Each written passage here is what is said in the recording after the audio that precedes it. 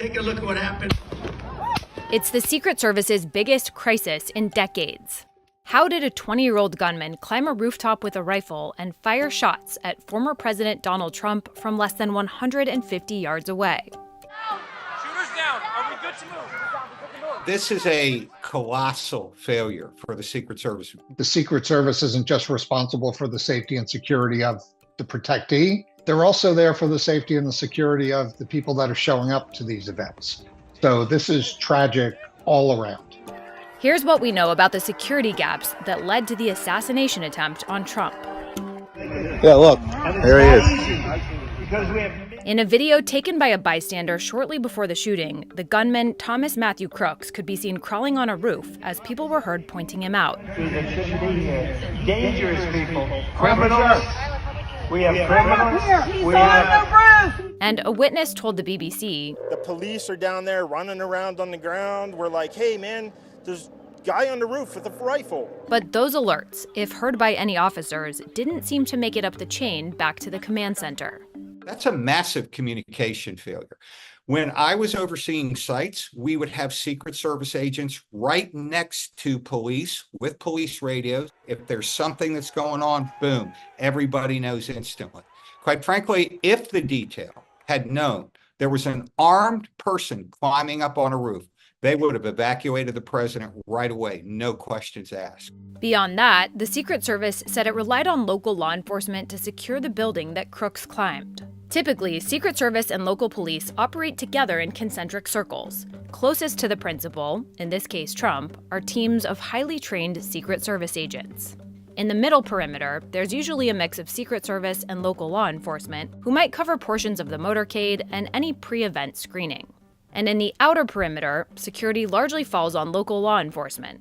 In Butler, the building the shooter climbed was technically outside of the rally venue, and the Secret Service didn't sweep it. It fell through the cracks, which still falls to the Secret Service because it means nobody checked to make sure the plan was in fact implemented correctly. According to the Butler County Sheriff, right before the shooting, a local officer climbed onto the building and saw Crooks, but dropped to the ground when Crooks aimed his rifle at him. In an interview with ABC News, the Secret Service Director Kimberly Cheadle said local officials were inside the building when Crooks scaled it, but said, "The buck stops with me. I am the director of the Secret Service." There are also questions about why counter-sniper teams located behind Trump didn't take out the shooter earlier, even though they appeared to be facing in his direction.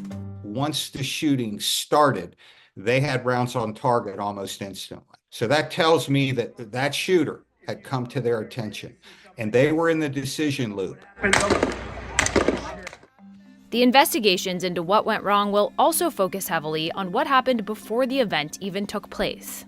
The Butler rally was announced by the Trump campaign 10 days ahead of time, which experts say gave the Secret Service plenty of time to do site advance planning, and potentially even eliminate the line of sight from the building where the gunman was perched to Trump's stage. In this situation, you actually had an event site that was being built.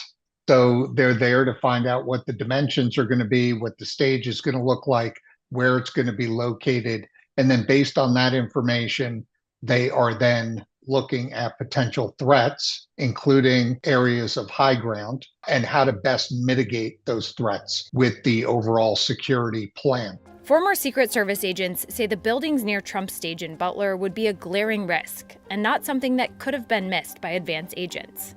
We lost a president in 1963. How did it happen? Man up on a roof with a rifle.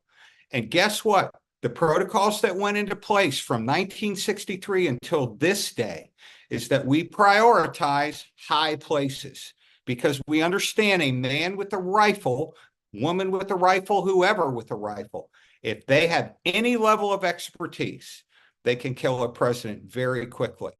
One thing law enforcement experts say was done correctly, despite widespread criticism on social media, was the evacuation of the former president after he was shot. The reaction from the shift inside that inner perimeter was very quick.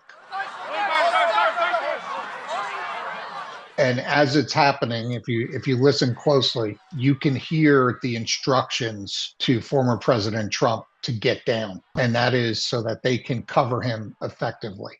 That was done very well. I got you, sir. I got you, sir. Let me get my shoes on. Hold that in your head. Bloody. What you can't hear is what's being said to the agents through the radios from the command post, maybe the counter sniper team, because there's other things going on. So they're going to do what they're told. And if they're told now it's safe to move, then that's what they're going to do. Well, experts say it's not ideal from a security perspective that Trump stopped to pump his fist. The shift did a good job getting him to the car known as the Spare. But the team near the Spare? They were clearly confused. You could see it. You can't hide it. They didn't know what to do. President Biden has been briefed about the assassination attempt and has pledged a quick probe led by the FBI. I'm instructed that this investigation be thorough and swift, and the investigators will have every resource they need to get this done. The House Oversight Committee is also investigating what went wrong and has called on Cheadle to testify. In a statement, Cheadle said the Secret Service is working with all involved federal, state, and local agencies to understand what happened, how it happened, and how we can prevent an incident like this from ever taking place again.